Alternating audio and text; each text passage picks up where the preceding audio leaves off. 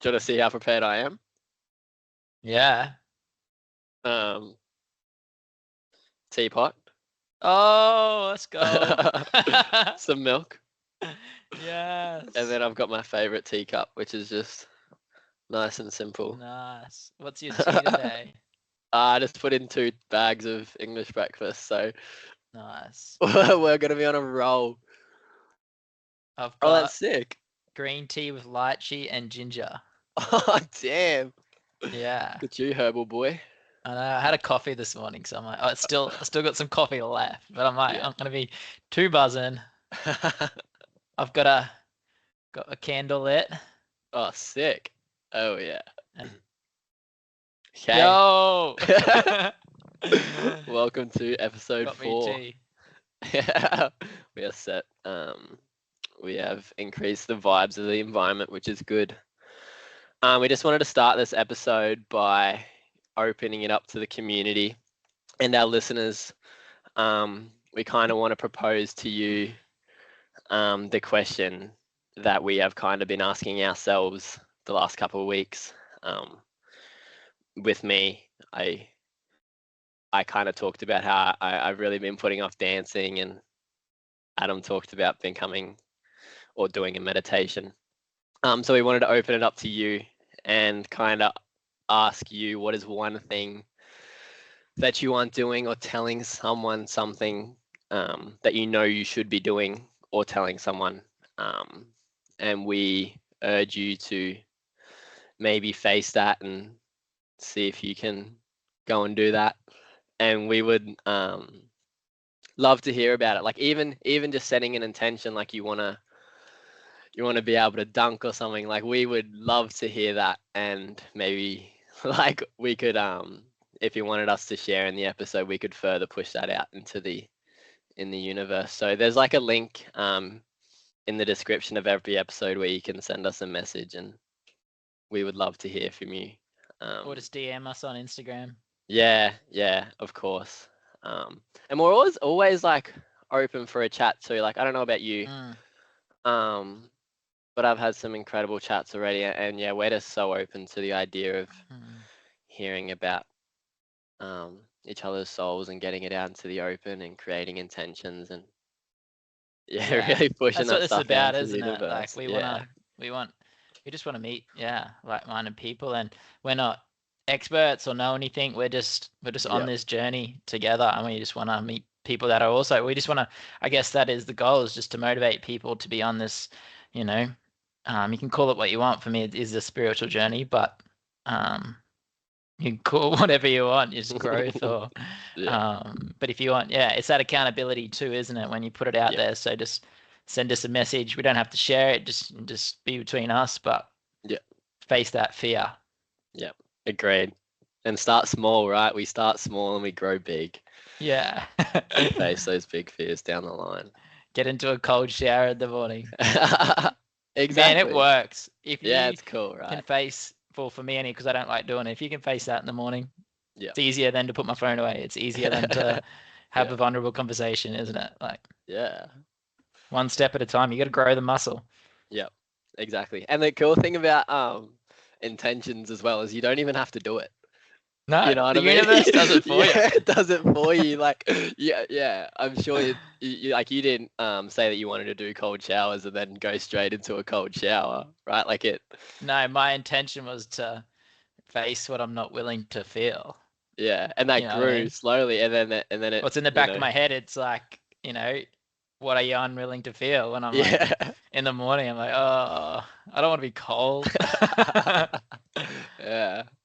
But it manifested into. But I think that's what we're going to get into. Get into today, because I want to get into this like idea, like infinite game. I'm really like motivated. I'm doing some cool stuff. I'm playing a different game at the moment, and I want to share that. But first, we got to talk about, if you haven't listened to last week's episode, Jarrod goes deep and talks about some healing, and it's about the inner child. I've got this quote here that I think perfectly summarizes it, if you want to go back and listen. All right.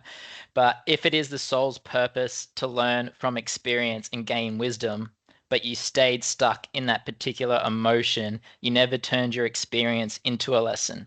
You didn't transcend that emotion and exchange it for understanding. While that feeling still anchors your in your body and is anchored to those past events, you are never free to move into the future. And if similar experiences show up, the event will trigger an emotion and you will act as that person you were 20 years ago. Yeah, wow. That's Joe Dispenza, and it's literally that inner child, isn't it? Like that is, to me, like you haven't learnt from that experience. Yeah. And your body still remembers how you acted that time. And when it shows up again, you act as that person you were in that moment. That emotion is still stuck in you as if it was when you were 20 years ago. Yeah. I know that was a long quote, but if you listen to last week's podcast, I just thought I read that and I was like, man, that's exactly what the inner child is. Yeah. And facing that, right? And being with that emotion so it can learn. And that's what it is, isn't it? Yeah. Like that's what we were talking about. Yeah. As soon as you learn and that soul gains that wisdom, yeah, it doesn't have that power over you anymore. Exactly. Yeah. And it's like, I think you said this to me before, which really helped me. Just like accepting these things as gifts, these moments as gifts from the universe to overcome. Yeah, to learn. Right, like to learn, like when it's such a contradiction though. Like yeah, like to you go. Oh, it's just that contradictions are crazy because these things happen to you. Yeah. And if you don't have that mindset that it happened to you for a reason and you can't overcome it, then the more you fixate on trying for the reasons to analyze why it happened and whatever, instead of just accepting it and letting it go, you'll never move forward.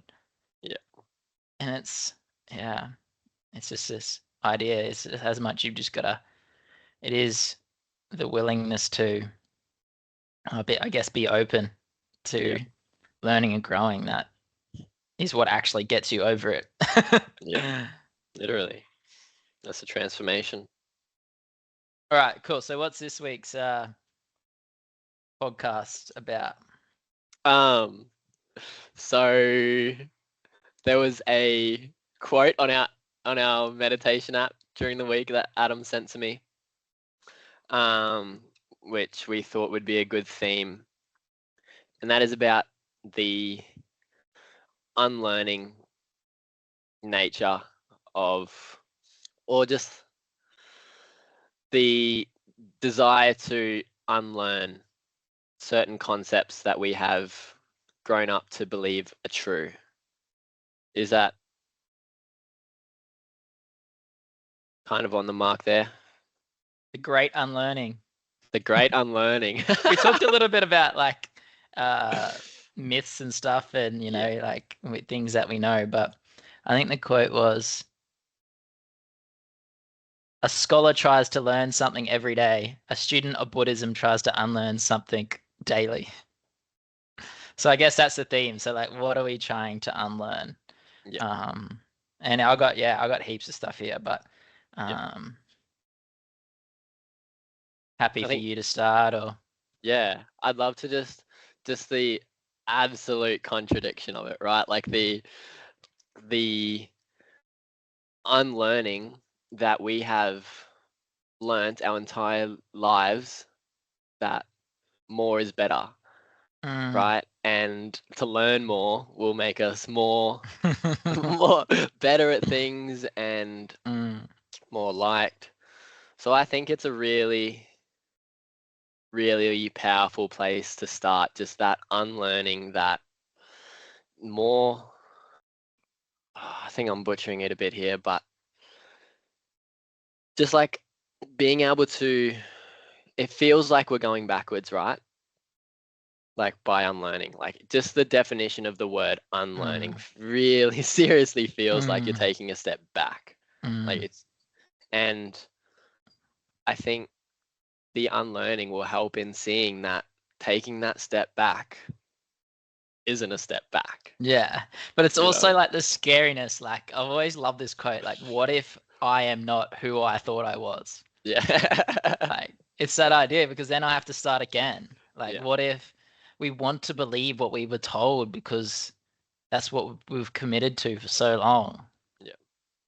But it's got us to a place where we're so fixated on external events and the idea of success and all these things that are so meaningless. And I guess in a lot of ways we're sick. And if people don't see that, um, have a look at like the mental health statistics over the last 5 years, and anyone that really wants to think about that in themselves as well knows there is something wrong with what we're being told, and there has to be a different way to live a better life. And there is. Plot twist. Yeah. There is a lot of suffering, right? And I feel like, agreed. The way that we're learning at the moment is increasing that. Yeah. So I'll talk about the game. I'm going to talk about the game, right? This game I have been playing for so long, right? Yep. The game society taught me to play. All right. It's what I'm going to call like survival mode. Yep. So it's focused on, it's these learning of beliefs, and we also have addictions to emotions. But they're the emotions that we go to when we want to avoid or whatever it is. But so we have beliefs and addictions to emotions, and a lot of these are survival based. And that makes sense because we talked about this last week. Like when you're young, you need your parents to survive. So a lot of your emotions are based on how you could have got love off them or whatever it is. And then as you move into like high school and things like that, it's all survival, isn't it? It's like you need to fit in. Like you'd look back now and be like, why was I so fixated on being popular or having this group of friends or things like that? So you get a lot of these, and Joe Dispenza like says, pick your group, pick your poison. And it's whatever group you went into, you became that identity, didn't you? Yeah. And wherever you're in the world, it would be different everywhere. It's culturally based, isn't it? Environmentally based. But you pick these groups, and it was survival. And it's this survival mentality that our body has, and it's really good at it, right? It's and the ego plays into that as well. It's that character that we create to survive, to fit in, and we continue that.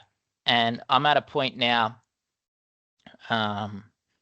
where I think we all get to a point where we no longer need to just survive, and we no longer need to just like earn money, fit in, do these things. Like and we get to a point where there must be more. And that feeling grows inside of you, I guess, until you can't bear it anymore. And people call it like a midlife crisis or whatever it is, or an awakening. I think there is. And what I wrote down was this, so this is the movement from survival to a game that I'm now playing, which is creating. All right. Like my life, there was a time in your life you had to give up dreaming and creating to survive. Like when you're a little kid, like you used to dream, you used to do things, but you had to give that up to be able to fit in and survive. Now is the time to give up surviving and start dreaming and creating again. And this is my new game. Call it the infinite game. Oh yeah. That's awesome. And you said last week, and it stuck with me, like you're like, well, you that Instagram post you posted the other day, and you're like, I love creating. And it is. This is a creation, isn't it? Like I wouldn't do this if I was just trying to survive, because I don't think it helps me fit in at all to the narrative that I live in. Like this is me going outside. This is me. I'm becoming my true self. And we talked about it the last week, the gap between who you truly are and how you want to be perceived by others. So I'm moving down that, and a part of that I think is creating. Yeah, agreed. What a feeling, right? Like wow. Like I don't know about you, but I've like just never created, never been a drawer, never I mean, maybe with at parts of my life with words, maybe I think that's where I found my strongest creativity, but I've never stuck with it. Never. But this, wow. Like putting something out there and just like, as you sent me that Rick Rubin quote when we first started this, like it's just another diary entry, like it's just another journal entry. It's your experience, which is the beautiful thing about it, right? And why I think we're so interested in hearing other people's experience as well, because it's all just art and it's this beautiful creative expression of that. And I think like on what you said, that brings us back, like we were there, you know what I mean, we were as there. kids, just creating, just playing. running around in a paddock playing and just creating this, you know, how we're perceiving it and pushing it back out there without this like 50 layer screen of beliefs that we try and filter it through, right? And that's exactly what we said. We're unlearning. We're going back to being that kid, aren't we? Yeah. It's the unlearning, isn't it? Yeah, and just getting rid of like one filter at a time. I think. Yeah, wow. That's cool. Bye. Yeah. I'm the same. Like I won't imagine, like somewhere along the line I learned, and this is a belief, I learned not to dream big, not to say what I want to be or what I want to do or how I want to influence the world. I learned that at a very young age, and I've been so scared of creating anything since then. Like there's just this resistance to creating anything because it wasn't part of my survival mind. It wasn't a part of that character that just wanted to not feel pain. And this is like 3 things. I read this the other day. It's like 3 things that are inevitable. 1 is pain. 2 is work, and 3 is death. And when you're in that survival mind, there's things that you're trying to do, like you're trying to escape one of those things. And I can think about this for so long in my life where I wanted to avoid my pain. I wanted to avoid work, and I didn't want to think about death. And if I think about everything I've done to escape those things, and like I'm really trying to think about that now, like what am I trying to escape? For a long time it was probably, you know, growing up it was pain. So I'd try to escape. I escaped through some good things, like there are some good ideas like sport, you know, exercise, but like comes with that are things like body image and you know, maybe some other things. But and then for a lot of my life before I decided to do something about it, you know, work was a big thing for me, and like trying to escape that with drinking, trying to escape. I must have had some like uncomfortable social scenarios one time, so I escaped that with alcohol, you know, and you escape one of those things to survive. You're right. And it works for so long until it doesn't, and you know it starts affecting your life in other ways. But yeah, I'm now reflecting on that, going like I'm lucky enough now that I've woken up and that I can play a different game with that. Like I can sit with my pain and let it be my teacher. My work, I'm not going to escape it. It's just something I've got to accept. We're working creatures, man. Like it, and work can be different things. It's not just like something you get paid to do, but like this is work, like the healing journey, everything. If you want something, you have to work for it. And we got to face death at some point, don't we? And the scariest thing about facing death is having regrets. So, yeah. What do you think? So the work can be like the practice too, right? Like it's just not doing. Not just society's definition of work. No. Yeah. Work's anything, man. It's improving your practice for anything. I think it's just not that like, it's like that tiny. We talk about it a lot in yoga, just like that. It's not exerting, but it's just like that little bit of effort, right? And I think that to me would be work, right? Like it's not that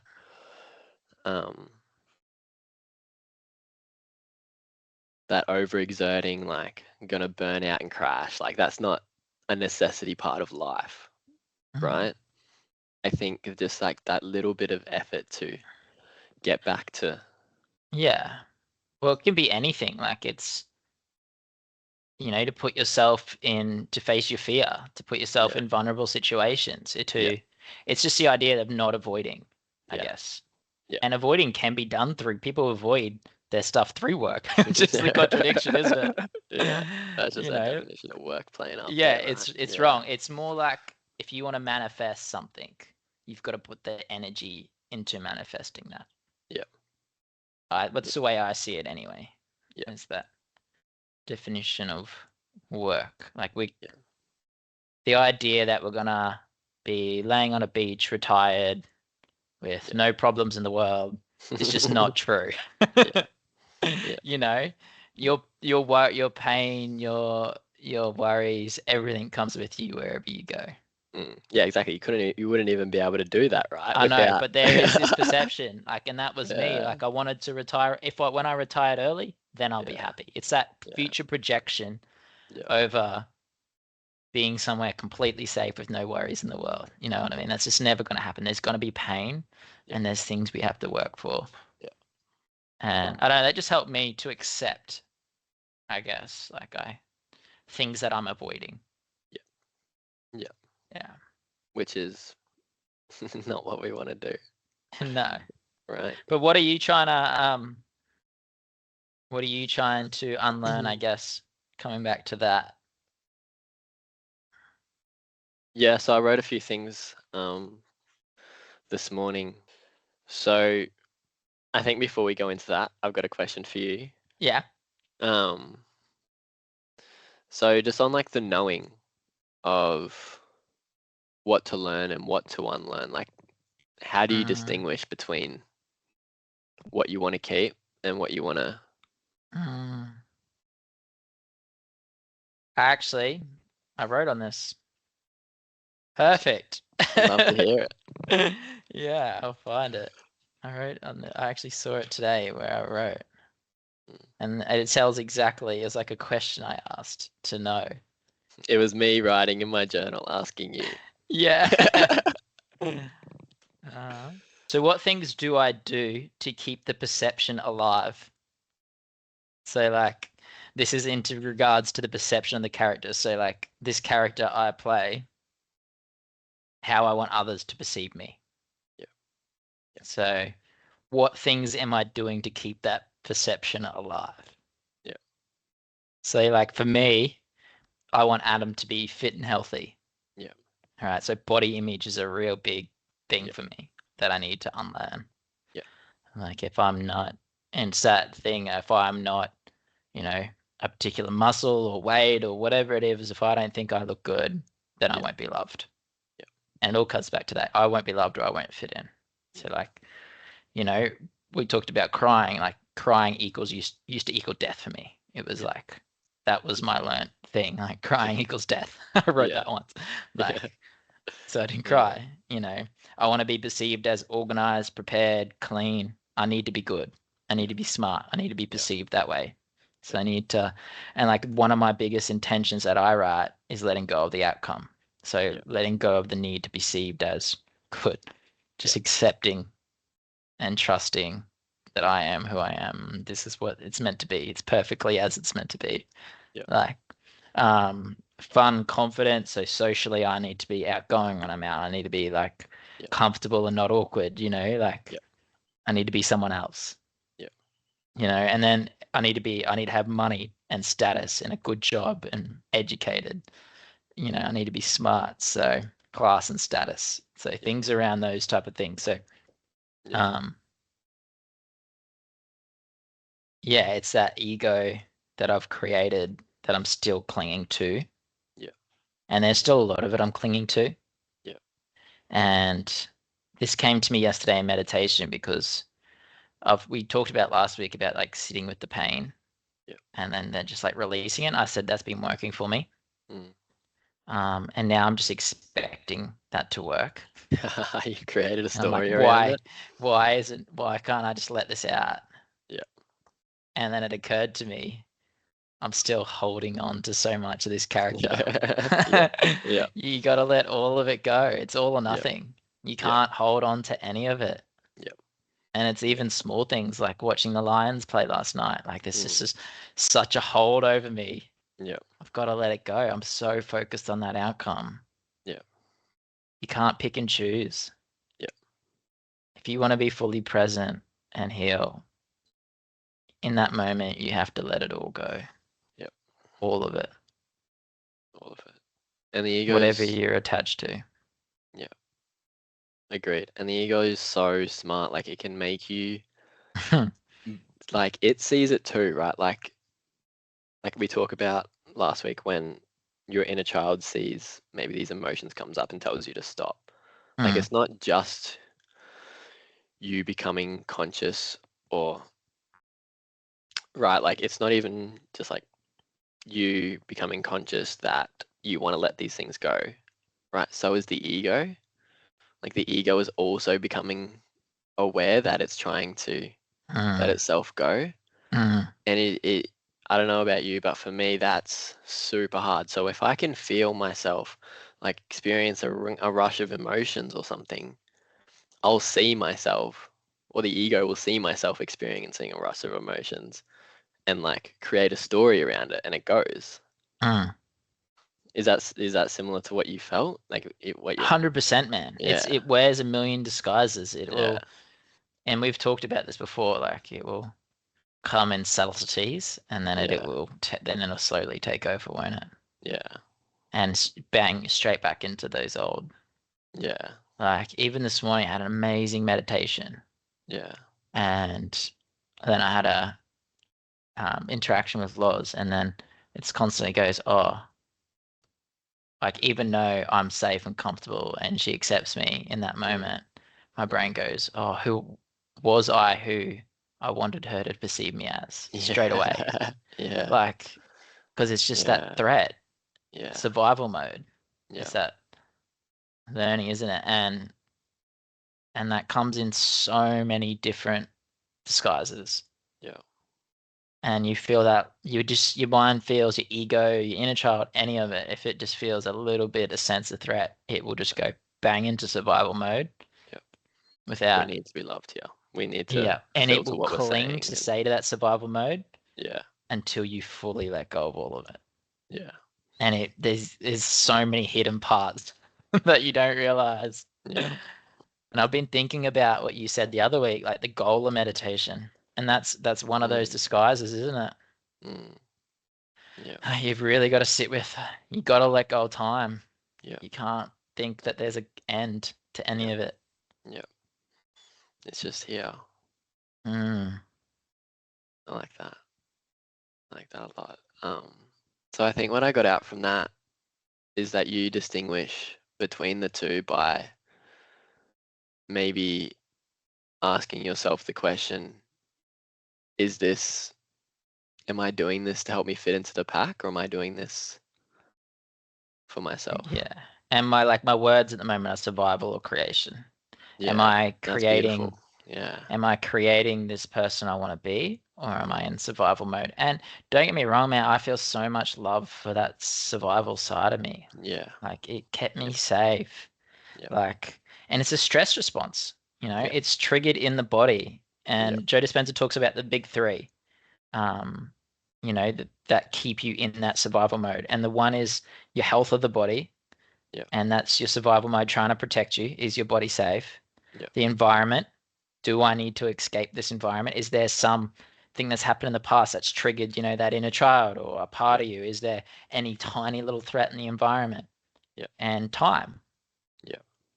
because time helps us avoid, because most of the time we're thinking about the future or the past. We're not present.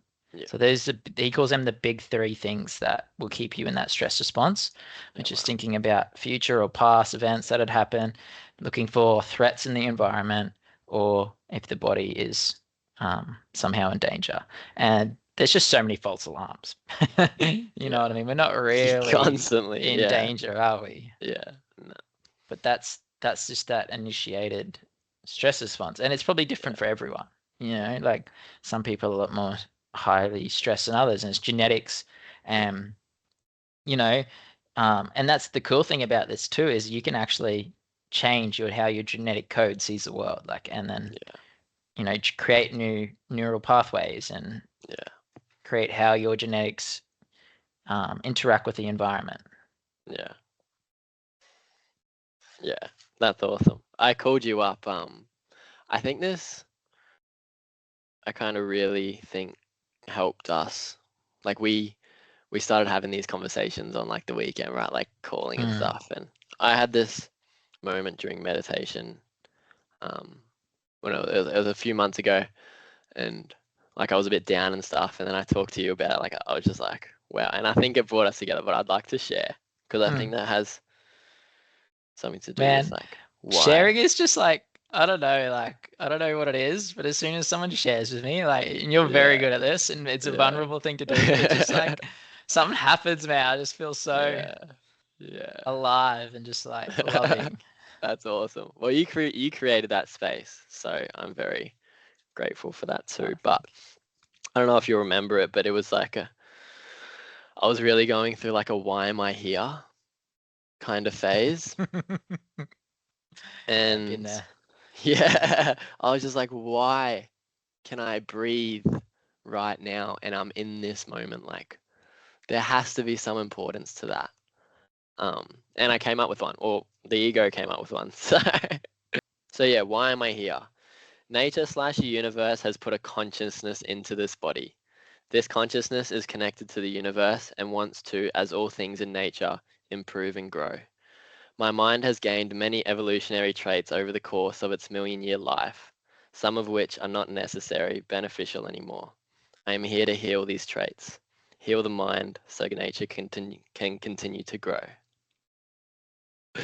And that was such a, I don't know, it just felt so right in the moment. Yeah. Like I was just like, man, that's like, a big thing to hold on to. Why am I but here? You know what I mean? With what we know about the world, what we're taught about the world. We're not taught anything spiritual anymore. Yeah. Agreed. Just that, it was probably just luck or something. Like no one really talks about it, right? Like it's just like you're here. Like deal with it. Yeah. Here's these escaping mechanisms for you to, waste your time one of the big on. three. Yeah, it's like if you want to escape work or pain, Yeah.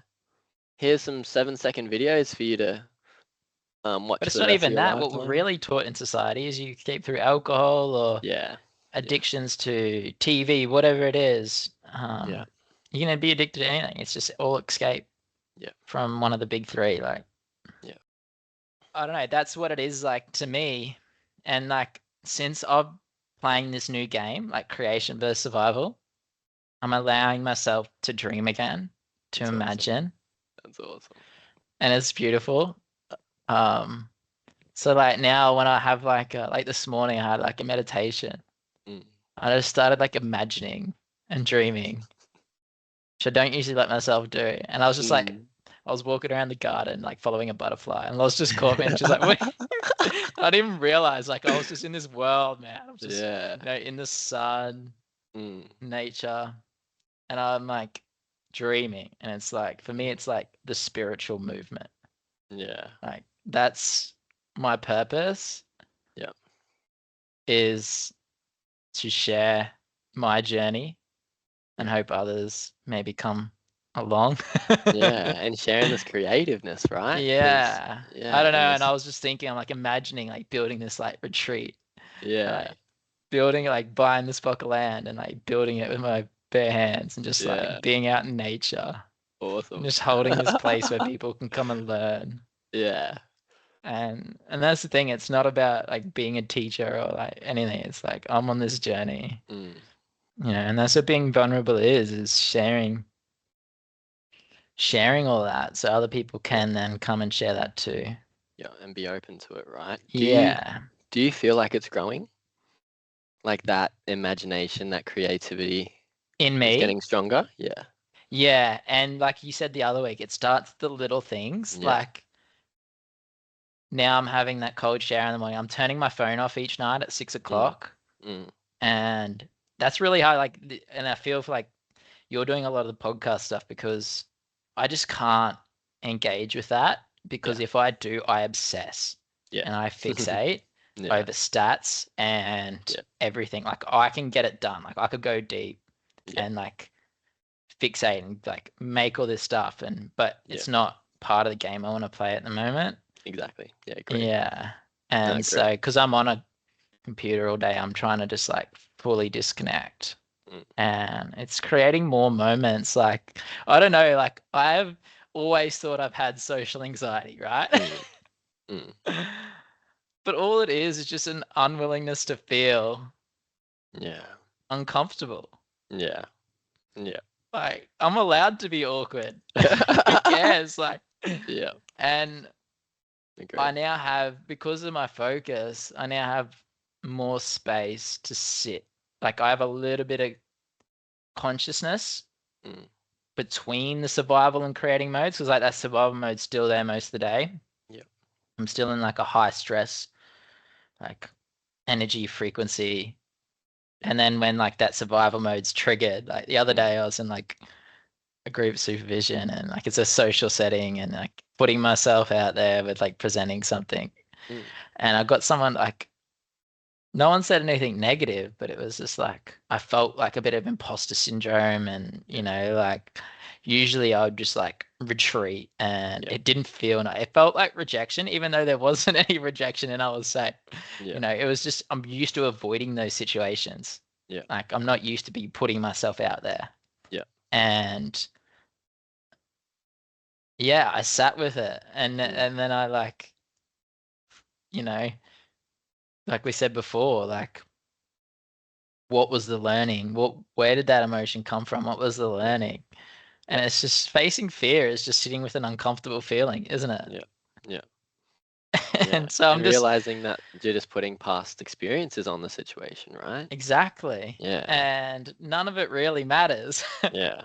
But Yeah. every day that's the game I'm playing. I'm trying to sit with that survival mode Yeah. and try to move towards that creating mode that I Yeah. want to be in. That new person. Not new person, he's always there, but Yeah. the true self. Yeah. Agree. The soul. That's awesome. I've Mm. I feel within myself it growing like intensely too. Like last week when I was talking about those memories, like I was there. Like I've never experienced that before of just like entering completely into a memory and being able to see it and visualize it. And even I went for a ride yesterday with my friend, right? And we passed some like really nice houses. And I just like pictured we went past this absolute mansion and I just pictured like a party going on there, like a nice like cocktail dress party. And I was there, dude. I was riding my bike, right? But I was at that party. Mm. And I don't know. I think we're kind of it's kind of a learning of mine that like that makes people a little crazy. Like just like the idea of not being 100% with reality, right? And that's, I think, a big hindrance to my imagination and creativity is just that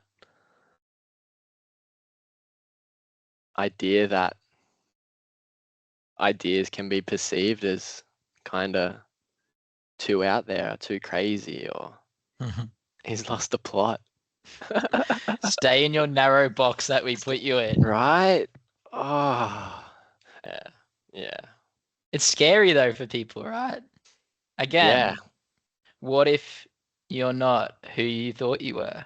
yeah, Is there anything scarier than that? yeah, And people challenging that narrative, yeah, It's scary. Yeah. Not who you think you are. Yeah, but such a freeing thought also that you're not, right? Yeah. But what if you've lived your whole life as this person? What if you're 40 or 50, you know? What if it's too late to change? That's why I'm so glad we're having these conversations now. But all it takes is the choice to not be that person anymore each day. Yeah. Like, it doesn't matter how old you are. Yeah. And that's the contradiction, right? Like, the greatest fear for me is like having regrets when I die. Yeah.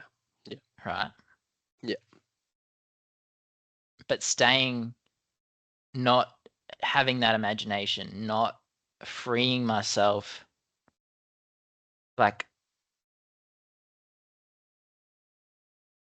those thoughts, like the regrets attached to not being like successful, not having a legacy, not being this person that people remember. Yeah. But that's what's keeping me having regrets. Yeah. Yeah. Yeah. You know what I mean? Like playing this character, achieving this end goal of status and money. Yeah. That's what makes me have regrets. That's what makes me want to avoid pain and work and all these things. Yeah. But I'm convinced that's what, like, that's what society teaches me. And I don't mean to like put down society or like society's bad, or I don't say, it's just like I guess a word for our cultural environment of what we learn when we're younger and we pick up. But yeah, it's so freeing now to know that's what makes me not have regrets. Yeah. Like that realization that it's actually freeing myself from that and just living today, not even thinking. Yeah. Like meditating daily on death as like your last day. What would you really do? Who would I really be? Yeah. That's me. Yeah. And it is really a choice each day, isn't it? Like, like I need to choose each morning. I must make a commitment to myself that I'm not the old me. Yeah. Yeah. And if I do that, then I have those parts throughout the day where I will choose to move towards fear instead of escaping it. Yeah. But if I'm stressed and in real survival mode and, you know, avoiding, then I will usually choose to be the old me because it's easier to survive that way. So I'm not saying I don't do it. Yeah. But I'm just in a very good routine at the moment. Yeah. I'm very grateful for that. But definitely times I go straight back into survival mode. Slip back in. Right. Yeah. That's okay. That's okay. It's just I always had a thought where I don't know how true this is, just my way of explaining it, but like say you slip back into an old habit or you catch yourself in a bad habit or something, it's just like that process of something entering into the body, you reacting to it, and then putting out experience in that habitual way. The process was always within you, right? And this experience that just happened is just expelling that. So now you're just a little bit freer of that habit. And yeah, it's happened one less time. You know what I mean? Like, yeah. Got so, a little less power over you next time. Little less power over you, yeah. Which I think helps me. This is what I think about. Like, if people knew what it felt like to be free of yourself, like, once you realize, the world would be a much different place. Like, we wouldn't. Yeah. Like, people just don't know. Yeah. Yeah. And I don't blame them. They don't. If you've never experienced, and I don't know if there's another way. I know people do like medicine journeys or whatever, like ayahuasca and stuff like that, but meditation literally changes, like allows you to, like even this morning, before I meditated, I couldn't imagine, I couldn't dream, I couldn't think of anything. I'm not this person. Yeah. Like it changes your energy field. Yeah. Yeah. I like to think that is you're just a bit more connected to the soul. Yeah. I don't know where you'd sit on that, but I Yeah, you're free of yourself. You're Yeah. closer to your soul. Mm. Yeah. So I wrote down like 4 parts to unlearn something, right? Yeah. Okay. Let's jump back. So like let's say one thing I've tried to like unlearn is like my beliefs around money. Yeah. Like money for Yeah. me has always been safety. Yeah. I'm not safe. It's always been like I value people based on that too, like Yeah. unconsciously, like status. Um, but really big one is safety. Yeah. And so I will not spend money on things. Not even that I don't want to, unconsciously not want to spend money on things or stressed when I spend a lot of money on things. If I don't, I guess, find them valuable towards that. Like, Mm.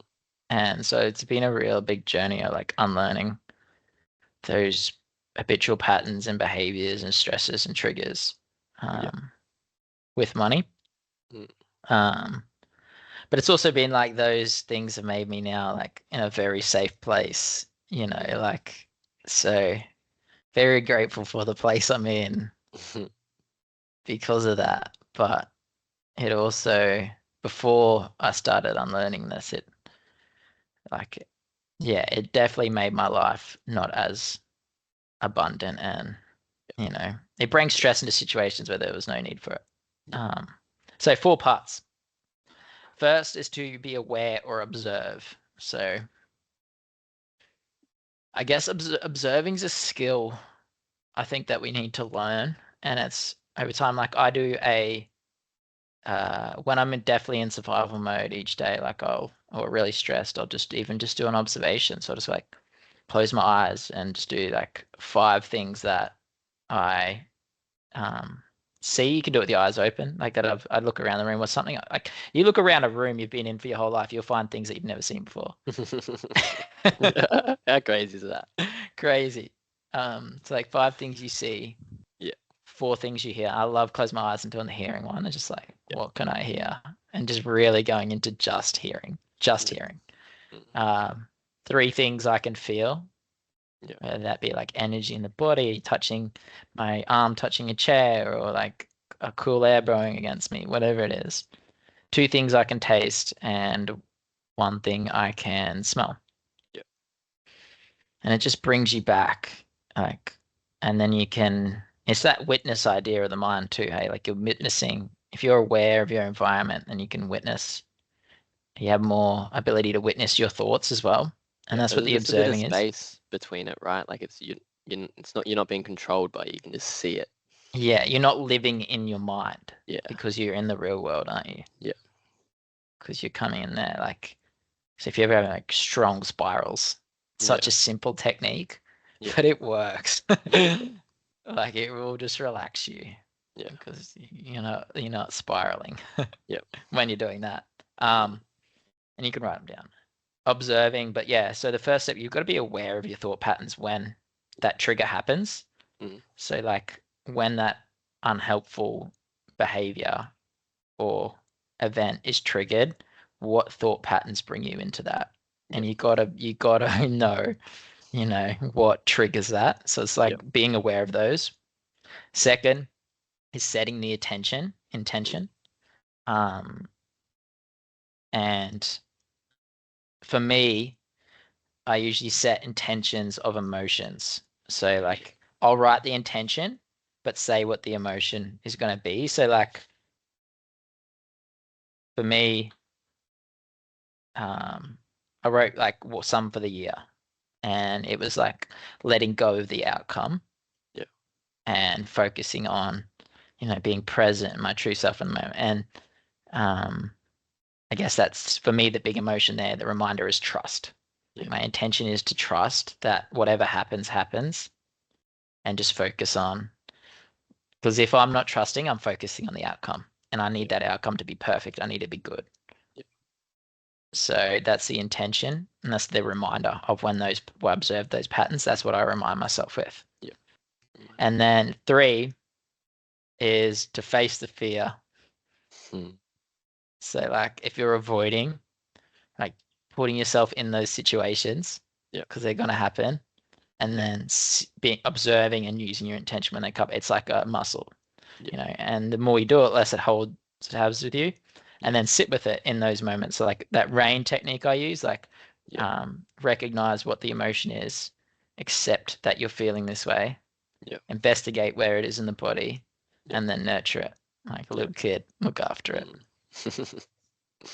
What? And I don't know, like that's just for me what's worked when and if I want things to have less power over me. So this is your practice of unlearning at the moment, whether it's works or not, but that's what I'm trying to do. Hey, so tune in a few weeks time, see if it's worked. Exactly. And like I always thought like this social one I'm sitting with at the moment, I always thought I had social anxiety. And I probably, like, everyone's got parts of anxiety, right? It's just that I avoided for so long, like using alcohol in social situations or just avoiding going to social situations. That now I'm convinced I'm this person. With that, you know, we put labels on it, but you just need to go and put yourself in that situation and sit with it. And I think being curious about it is a cool thing too. Like, obviously social situations would be hard, but I've been doing it with the cold water, just like cold showers, just like putting it cold and then just being like, I wonder what my brain's about to like do. Right? And just seeing what it does. And that's the observation and awareness, isn't it? Yeah. But having that, and having that intention before to just not control and just see what happens. And it's a cool thing to do because you know that something is going to happen, right? Like cold water is about to hit your skin and like your body's about to react. You're putting yourself in that, you're facing your fear and then you're sitting with whatever happens. Yeah. And that's a simple one. But we grow that, right? And you say it's simple, but it's still a decision in the morning. It's that decision to, like, to me, that's the decision to make the commitment to myself that I'm not going to be the old me. Yeah.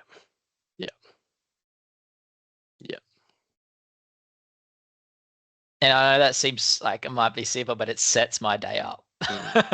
Like cool. You kind of called me out on it the other week, and ever since then, like, this is why that accountability's been good, because that was one thing I've definitely been avoiding, like, because it's colder here at the moment. Cold showers, And it's something so simple. It's not like, and it does make you feel good too. Like I feel like it improves your immune system as well. Like I know there's science behind that, and I know it is good for you, but I was just like avoiding it. And you called me out a little bit on it. It's funny how avoiding has a lot of faces. Avoiding has so many different faces. Like sometimes, like two people, for one, having a cold blast could be avoiding, and not having a cold blast could be avoiding. Yeah, exactly. Right? Yeah. Could be the complete opposite for two people. Yeah. That's crazy. But it's where you feel safe, and like where that uncomfortable feeling arises is where you need to go towards. Great. And it's about becoming, the more you train that, you become comfortable with being uncomfortable.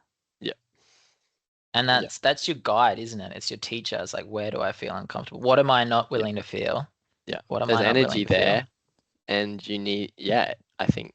And if you set the intention, then you're not focused on the outcome. Because I think, well, for me anyway, my natural intention is the outcome to be perfect or safe and, you know, make me look good. And, you know, like, so like when I wrote down what things am I doing today to keep the perception alive, how do I want to be perceived? Like my ego, my ego generally wants other people to think how good I am, how right I am, and how much stuff I have. It's more. You know, and that, I think even just starting my day, the first thing I do is shower. Just getting in that just reminds me a little bit. The reminder, so important.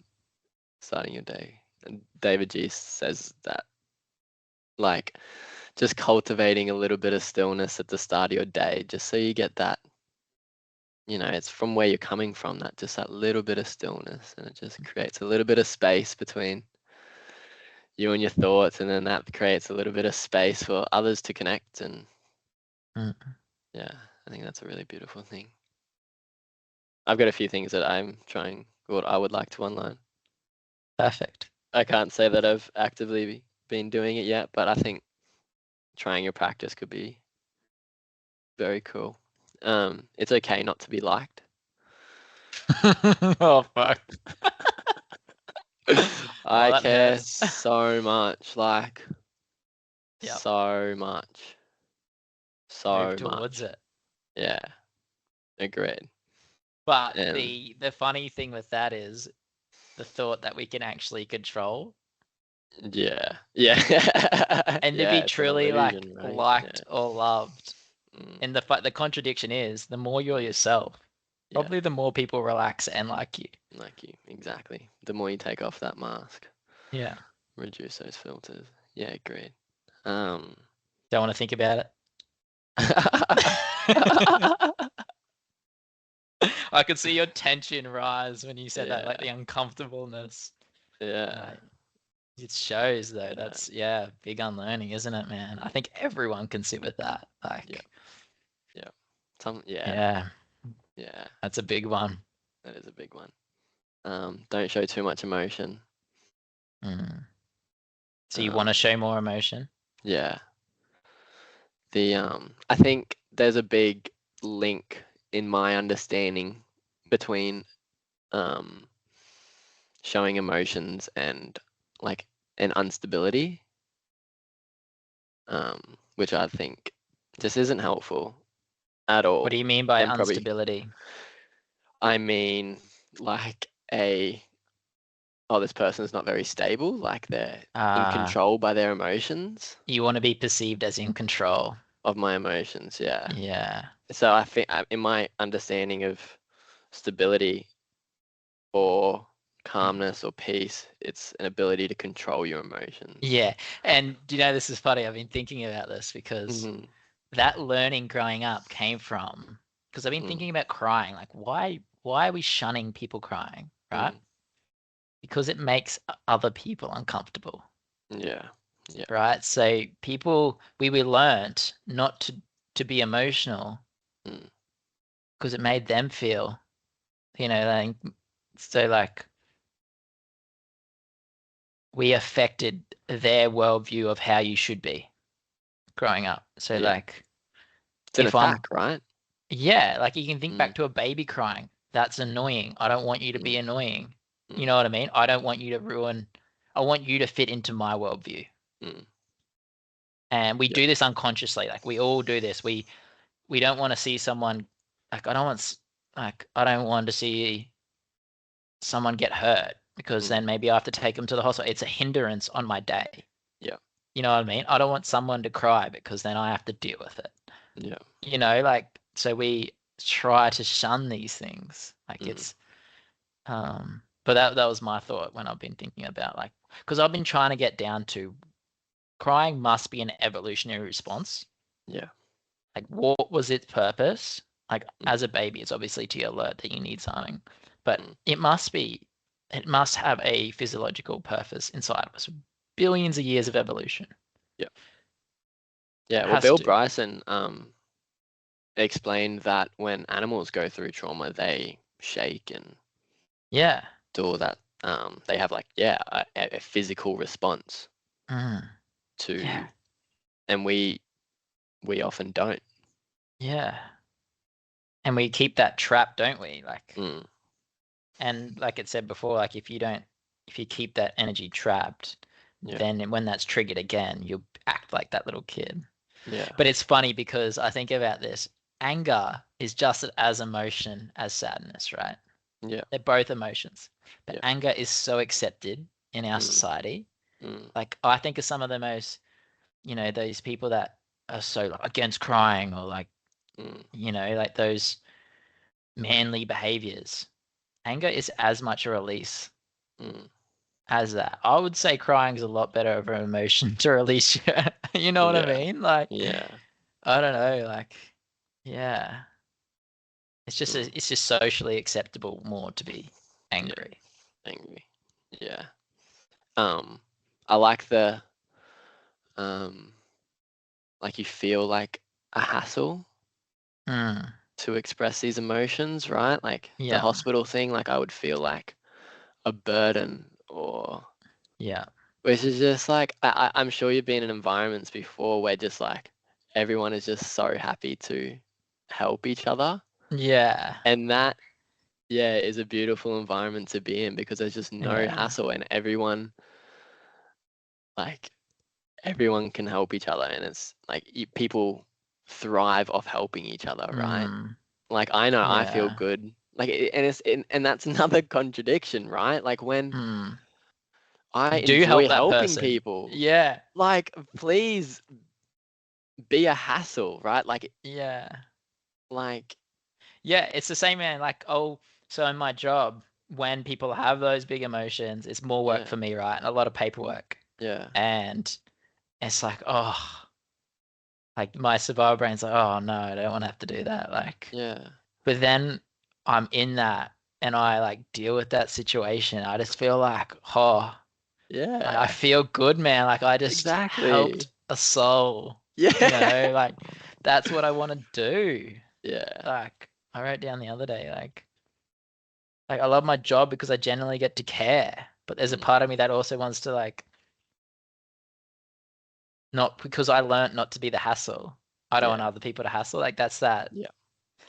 It's hard for me to say, but I'm trying to learn to put people first. That's another one of my intentions this year, is to put people first. So like in any situation, not focus on like the external world, like everything, the stresses, money, work, all those things. It's the person. Yeah. And for me, that's a really hard thing to do. Yeah.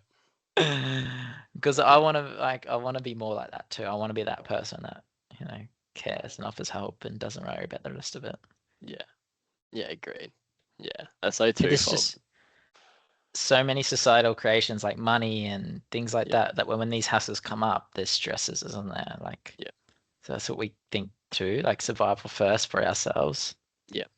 Yeah. And I think people are really cluey onto that, right? Like if I'm not being mean to someone, right? Or like if I'm not comfortable enough expressing how I feel or the truth, right? People will not feel safe enough to express their truth.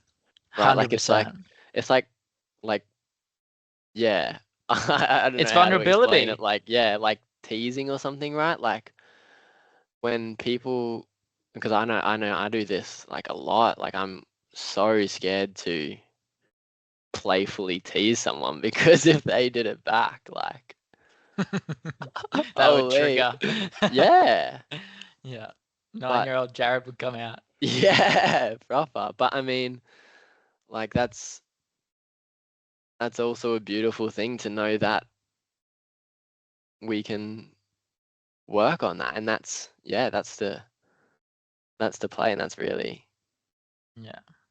exciting. Yeah, you got to accept Like that you're that. not perfect. Yeah, exactly.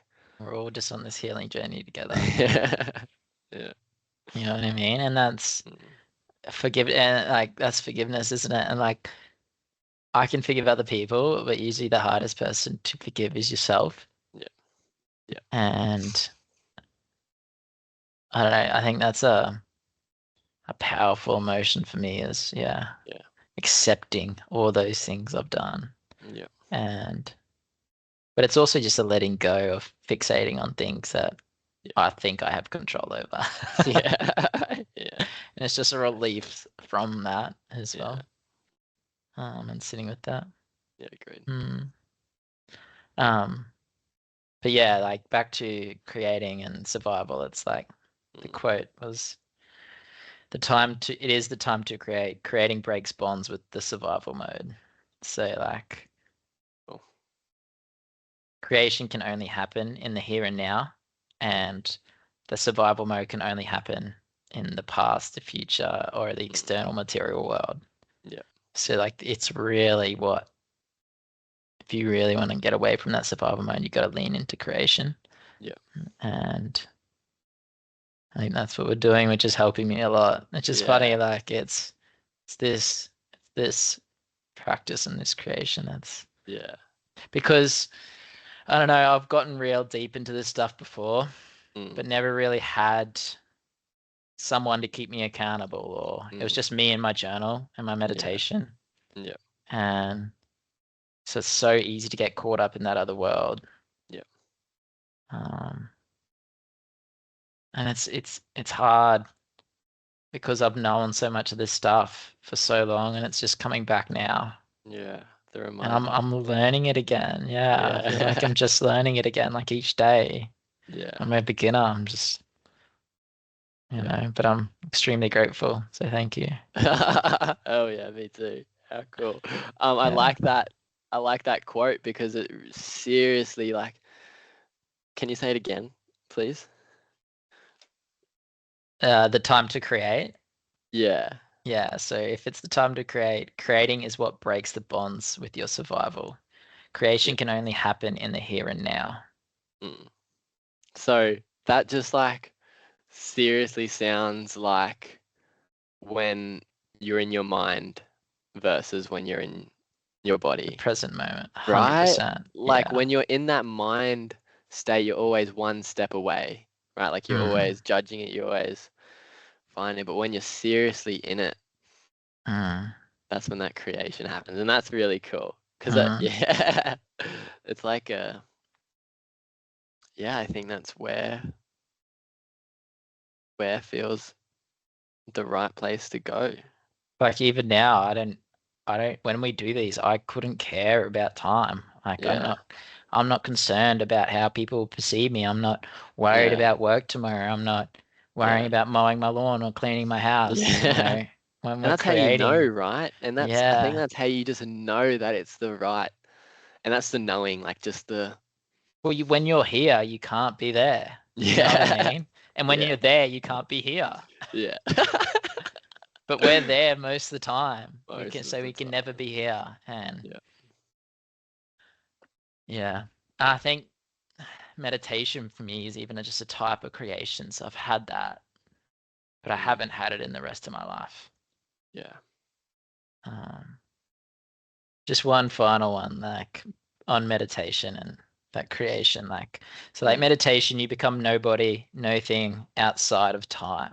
When you forget about yourself, your focus goes from sustained disorder to sustained order, survival to creation, connection to expansion, incoherence to coherence.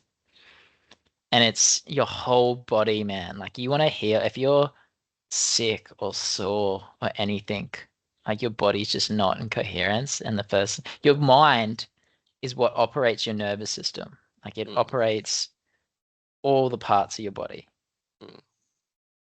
I just think making our mind in coherence and like doing that through creating, whether that's meditation, writing, journaling, like art, just building something, anything, gardening. Like, and it's training that training, but like that nervous system, right? There's a quote from the Bhagavad Gita that says a nervous system that's kind to itself is kind to others. Right? Like it just lets a nervous system that it clings on to things, right? And it grows things. And the nervous system chooses what it grows and what it doesn't. Right? And if it's growing kindness and creativity, like I think that's a much I don't know, a much better a life. I don't know. And that's where like intention and manifestation, we'll do that in a different podcast. But it's so easy to slip because our intentions not to be, well, mine isn't naturally to be kind. You know what I mean? Like my nervous system doesn't know that. You need to remind it. You know, my natural go-to, and this is where Joe Dispenza talks about emotional addictions. You know, mine is more self-doubt, guilt, worry, and fear. They're the ones I go to when I'm in survival mode. Like my nervous system will go to those. So I need to put that intention towards the other ones in those moments. Mm. Kindness is a beautiful one. Kindness is cool. Agreed. Finish us Maybe, off. yeah, maybe one final point that we can, I don't know, maybe a few years down the track to try and unlearn, is our our need to conceptualize everything like we've just been doing for the last hour and a half. I don't know what you're talking about. Our need to understand, our need to Analyze, and just, yeah. That's always going to be there, though. Yeah, great. And I think the space we have around it now, it's helping us, right? Break through it. Yeah. But I just thought I'd bring up some awareness on it because we love doing it. Yeah. And we're just, yeah. It's a powerful part of our brains, isn't it? Yeah, very. Yep. But yeah, same kind of along the idea of using your brain as like a friend and not a master, right? Like it's helping us connect and yeah, it's a helping us tool. bring. Yeah, it's a tool, not a master. Not the master. Not the master. So that's also, yeah. I just thought that was a bit funny. But even like, yeah, now I'm like analyzing the time that we've been talking to and thinking about length of podcasts and but I just want to be here and talking. Like I know I don't want to stop. You know what I mean? Like Agreed. Let's keep going. Yeah, we can end it there if we needed to. Yeah. The letting go of, or sorry, unlearning on the theme. Unlearning a need to be right. Where did I hear this the other day? Was this a journal prompt, meditation prompt? No, it was Ram Dass talks about it in Becoming Nobody. Okay. He talks about, all right. Yeah. It's exactly what it is because, especially in my relationships, after I listened to him say that, because I've just finished it again. Oh yeah. Yep. The need to be right is one of my survival tactics. Yep. Yeah. And just like the force we can sometimes, like the emotions that comes out as, like anger and just like arguing and my other one for anger that. is the need for things to be fair, like that sense of justice. Like, Yeah. why isn't this fair? Like, poor me. Like, Yeah. I know where my anger and frustration is tied to usually the need to be right or the need for things to be fair. Yeah. Like, that's the time I only really get angry. Yeah. Yeah, great. And then, like, my frustration comes out where I need to stressed about being perfect and worrying about the outcome. Yeah, it's funny how these emotions are tied to different things. Yeah, great. Different concepts that we believe, like our sense of, I deserve to be right. Right? Me. That's the ego, like I said before. Eh? Like, yeah. I've done all this learning. I had to go through, like, all this, like, I had to understand that I have to fit in and I have to, like, I don't know, maybe I'm butchering that. No, but it comes back to, again, to me, it comes back to that if I'm not who I thought I was, you know what I mean? Like we need to convince ourselves that we are this person. So that's our natural instinct. I am right. Because if I'm not, then I'm not the person who is right. Yeah. You know what I mean? Our ego is, it seems like it plays the biggest projection. Like I'm the best, I'm this, I am. But it is the most insecure thing in the world. Yeah. Like it is the most fragile thing. Yeah. And any attack on it, it will project. Like it will react. Yeah. Because it needs to, right? To survive. It needs to. It has no basis. Yeah. Like even us talking about this stuff and like challenging ourselves to face our fears is attacking our ego. Yeah. Because my ego, I am bad in social situations. I am this person. I am, like this idea of if I put myself in a place where I can be rejected or told I am not right, then I am not the person I thought I was. Yeah. Because I'm smart, I'm right, I am this. You know what I mean? Like, yeah, it'll break the illusion. yeah, And Brene Brown talks about, so she's like a shame researcher, but she has like a book called The Power of Vulnerability. And heaps of books on that. You were like, you should read one if we're making a podcast on vulnerability, because she is. Agreed. But she talks about the man in the arena, right? The man that puts himself in the middle of the arena in front of everyone. Yeah. Everyone else is just looking on, projecting their insecurities, their, our ego doesn't want to be the person in the arena. Yeah. He would much rather be standing out, because if we feel something and hear something that doesn't agree with our ego, then that's a death for that ego. It's control. It's a sense of control. Yeah, because to be like, imagine that. Like, imagine like you just feel a little bit sorry for it. Like, imagine how tough that must be to hold up that story, that narrative. And you're just trying, like, you came into this world, you're just like, one mission, one goal, keep this body alive. Survive. Like, survive. And yeah, it's done a good job. Yeah. Like, I'm here with all my limbs, and yeah, it's a beautiful thing. Yeah. But yeah, I don't know. wow. I think that only works, and that's, and the survival tactics that we've learned, like avoid fear, avoid, use external stimulants to help us avoid, don't face our fears, things like that. Yeah. There will come a point in your life where that won't work anymore. Yeah. And that point's different for everyone. Yeah. Yeah. And either you choose to face that, or you close your eyes and yeah, something bad happens. It'll come out in different ways. Exactly. I was watching, I don't know if you've seen it, but I was watching The Test last night, the Amazon Prime documentary. Yeah, so good. So good. And one of the commentators, the journalist, was like, there comes a point in every person's life where, yeah, they find themselves. It's that idea of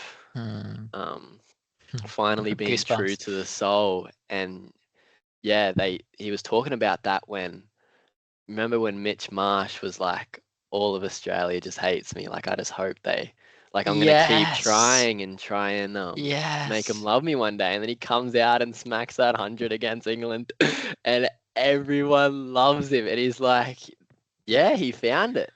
That's the definition of being vulnerable, man. Yeah. Like, telling the truth. Because he, in that document, he was the jokester too, wasn't he? Like, played off like, I don't care. Like, and then he came out and said that. And it was probably just a weight off his shoulders. Yeah. And he relaxed. Yeah. And he got, and that manifested what has happened now. Like, he's the captain of Australia in one day, like 2020 cricket, Yeah, it's beautiful. And he gets dropped if that is first not ball. the perfect, like, synonym for like analogy for like, just trust, being vulnerable and trusting the universe and manifesting. Yeah. Agreed. Like, getting dropped first ball, and the universe is like, nah, I got you. I got you. Just a reminder, but it does things like that just to let you know you're on the right path. Yeah. It gives you like a little bit, but it'll also do like, don't get ahead of yourself, like knock you down a bit again. Every time. Yeah. Every time. Yeah. Like, once that, if you get, because it's so easy then to be like, oh, all right, I've done that, then get caught up in the ego again. I'm this person that's done that. Yeah. And you need that reminder. Yeah. Come back to the soul. The other way, yeah. That there's still a lot of work to do. Yeah. Yeah, this is just the beginning. You got to do it every day. Yeah. Yeah, and let go of that good thing. It's gone. It's in the past. It's not you today. It happened yesterday. It's not you. Yeah. You're not this great person hitting 100 today. Yeah. Sorry, buddy. And it's crazy that the things we feel most are usually become like the superpower. Like, I don't know if you've ever watched like The Umbrella Academy. Oh, no, I don't think so. There's this, it doesn't matter if you've seen it or not, but there's this character called Klaus, right? So there's like 8 kids that have these superpowers or whatever, Mm. and they're born with it. And his power is that he sees the dead, Yeah. Cool. but his greatest fear is seeing the dead. Tough. And so he becomes like an addict, like, Mm. and like, because the only thing that relieves him from being able to see the dead and using his power is drugs and alcohol. Mm. So he becomes like, because he just wants to avoid at all costs, Mm. right? Yeah. Do anything. And I was watching this scene the other day because I haven't really watched the rest of the show, so I'm probably butchering the show, but I just thought about an analogy for life while I was watching it. Mm. Like these little synchronicities that come up when you're like Yeah. in this show. But Yeah. um he he has no choice. There's a point in his life where he has no choice but to use his superpower, otherwise he'd will die. Yeah. Yeah. And so he he has no choice because he's clean. He has no access to drugs, and if he doesn't use it, he'll die. Yeah. So he starts seeing these people, Mm. and he actually starts interacting with these people, right? And Yeah. he starts talking to them, listening to their story, Yeah. and he realizes there's nothing to be scared of. Oh, yeah. And then he actually uses their knowledge and their power to then save him. Yeah. Wow. So his greatest fear that he's Mm. just faced becomes his biggest superpower. Yeah. And I was just like, That's awesome. Yeah. We see fear as this, you know, it's just the concept is just so wrong. Like if we just saw it as like an energy or it is an like energy. a wall, yeah, agree. But I don't Yeah, I'm see it that agreeing way. with you. Yeah, I see it as like a mountain I've got to climb, Mm, or not even that. Sorry, a it's more warning like sign. like a wall, like an A wall. Yeah, impenetrable I know wall. exactly what you mean. Yeah, And if your mind sees yeah, a wall, your body does. Your whole body tenses. Like, yeah. But you can, yeah, and it's just so like crazy to try and yeah. I mean, I touched on it last week, like out believing, like it's like to take that first step from seeing fear as a wall to seeing fear as a guide, like is all faith. You know what I mean? Like mm. you have no idea what's going to happen. Like you could be Mm, wrong. Like you have to let go of that mm, idea that you're right. And yeah, wow. That's mm, a very, very hard thing to do. But mm, yeah, you see it in these heroes' journeys, and as mm, soon as people do it, mm. like, But wow. and that's why a lot of people wait till they have no choice. Yeah, yeah, And that's why it's so hard to do because yeah, I don't know for me and you, like our survival modes are working at the moment. You know what I yeah, mean? Like we can function in society, yeah, and get all our basic needs. Yeah, so yeah. if there's no great need to do this, oh, A what sense am of I doing, fulfillment. man? Yeah. Self-doubt. I don't need to be fulfilled. Like I'd rather just sit in my shame and guilt and victim mentality where it's everyone else's fault that I Yeah, can't face my fears and don't I have the think life that's of a my bit of a dreams. lie. Nah, no Yeah. chance. No chance. This will eat you up. That's what I mean. Like my self-doubt, it's Mm, a survival tech because it's easier to believe I can't do something yeah, than put myself in that position where I'm vulnerable and can feel reject. Like the the known reality. yeah, If I can predict exactly what's going to happen, mm, then I'm okay because I've already faced the worst of it. yeah, Which is just crazy because if I go into a situation predicting the worst, I've already experienced the worst. yeah, yeah, You know what I yeah, mean? Like, yeah, yeah. Wow. what worse could happen if I've already mentally Yeah, experienced the worst? yeah, And it's like this worry I have on a Sunday thinking about work on a Monday. And I'm like, mm, I've got to remind myself because I had it for so long where I didn't enjoy my job. Like, I actually like my job now. Like, I have to, yeah, yeah, but I'm predicting this worst scenario mm, and like this energy that I feel now. And then I get to tomorrow and I feel good. yeah, But I experienced yesterday mm, horribly. yeah, And it's this natural negative bias towards threat.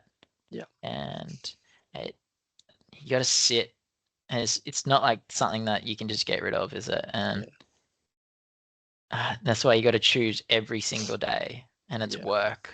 Yep. And you got to sit with those emotions and then manifest like that it's okay. Sit with the worry of today. Yep. And think of the beautiful things that can happen tomorrow. Agreed. There is that's just a practice. Yeah. On that, I'd love to know your thoughts on just like repetition of thoughts to try and change beliefs. Yeah.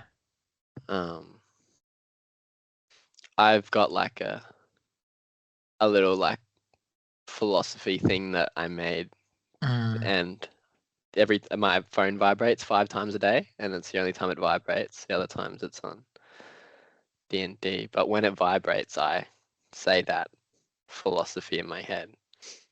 Yeah, I think, man, if it's those, you need constant reminders, and that's why you need to make the choice every day. You can't just do that, and that's the work. Like you can't just do this once. It's a commitment, because otherwise you're committing to your old self every other day. Like you're reinforcing that narrative. Yeah, using that same, like your natural nervous system kind of path, right? Instead of this new one. Yeah, and that's why you need to create, because if you're just living that in your head and saying I'm going to be this person, or everything in your environment that you've created at the moment is because of that old narrative, and it reinforces the old narrative. And it's so hard to live in a world that just reinforces your old narrative. You know what I mean? But the limitless beautiful capabilities of creation, right? Like wow. That's like this, man. We're putting it out there. We want to create an environment. I want to be around people more that reinforce this narrative. That's I want to connect more. Agreed. Let's see attention. I want to connect more. Cut.